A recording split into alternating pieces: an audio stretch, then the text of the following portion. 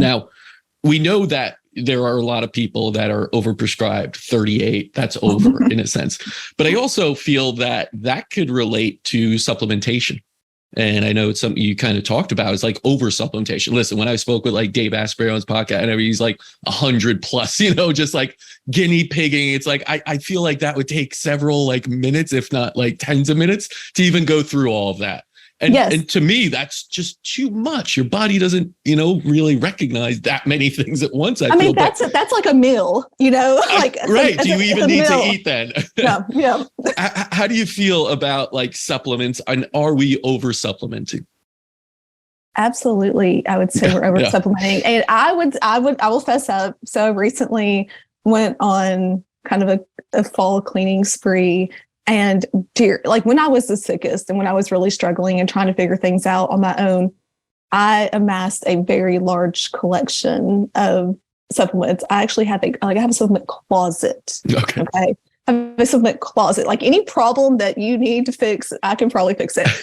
But there's no need for people to invest in a lot of money. So at least with prescription medications, if they're getting them prescribed, through their insurance companies, you're looking at probably $0 copay, $5 copays. Well, if we're just substituting a supplement for that medication that costs $50 a month, like, are we improving the patient's health? I think supplements are good when they're used intentionally, but this and people get, they want to feel better. So it's like, I'm going to get online, I'm going to get on Instagram, and I'm going to buy all the supplements that this person is espousing that have cured all their ailments, when really they need to work with a practitioner and be intentional about what they're using. Because absolutely, everything that goes into your body, regardless of whether it's a supplement or prescription medication, like it has to be metabolized. So there's energy expenditure there.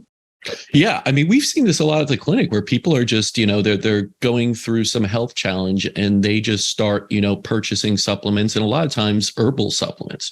And I've seen bad things when you listen, herbs have, a positive and negative, like everything, just like medications do, all of these things. And a lot of these herbs are the kind of precursors to what medications look at and pull out and synthesize. So they have similar actions in some ways. But, going on too many of those, you see people come in toxic from taking too many herbs and too many supplements. And it's almost, you're doing the same harm as you would have taken too many medications. I was going to say, just like there's drug interactions, there's interactions between herbal medications, there's interactions between herbal medications and pharmaceuticals. So for people to I want people to feel empowered, right, to make choices for themselves, but we have to do so in a safe manner. Yeah. And so that's where I feel like, consulting a provider is really the best route. Absolutely. And the industry is very unregulated. It's become very pharma-like as far as the ads go and everything. I mean, pharmaceutical companies left and right are buying supplement companies, and they're putting the ad dog because they realize there's money in it. In your assumption, what would you say, like, if people are looking at supplements, what are the ones to look out for? The unregulated ones, or the ones you find that may be not so safe?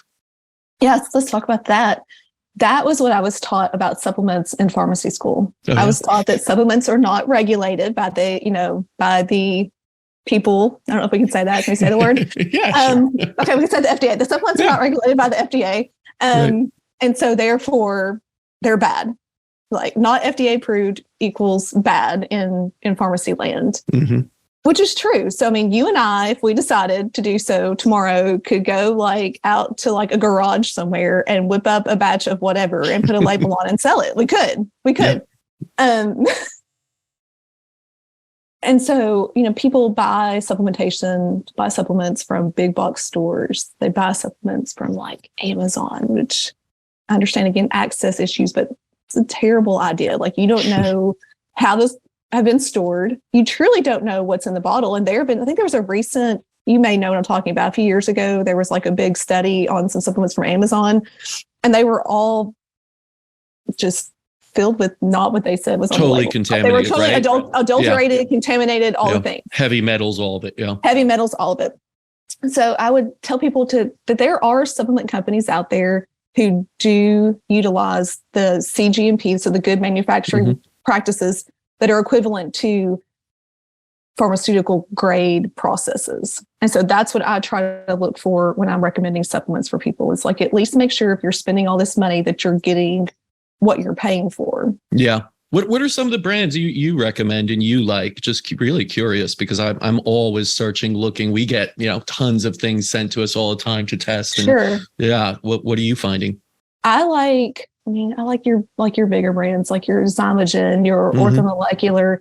I still like pure encapsulations, even though they were bought up by Nestle and Nestle, right? Yeah. Genestra bands and pure encapsulations. That was a scary thing when they got bought up, but apparently they haven't yet, cut back on their ways of doing things. Right. I still utilize some of their supplements and I still think they're very quality.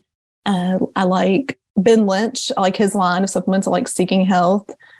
So yeah, just being really intentional. And a lot of practitioners will have accounts where people can order and the shipping is the same 2-day shipping as what Amazon has. So people need to seek that out and not be ordering supplements from Amazon. What are those resources? I mean, yes, Amazon is not one of them. Don't go to Don't go to Amazon for supplements. Other things too. Yeah, your batteries, whatever. We could make Jeff Bezos a little bit richer that way, but not your supplements. What are the resources you're giving to your patients to kind of learn more about supplementation, about medication, about, just take control of your health?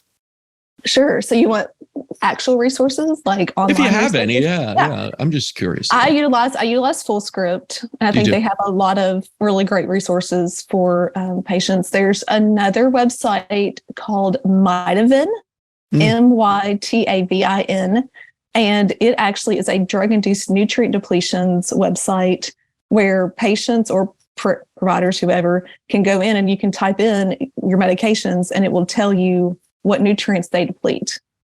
And I think that is a fantastic resource for people.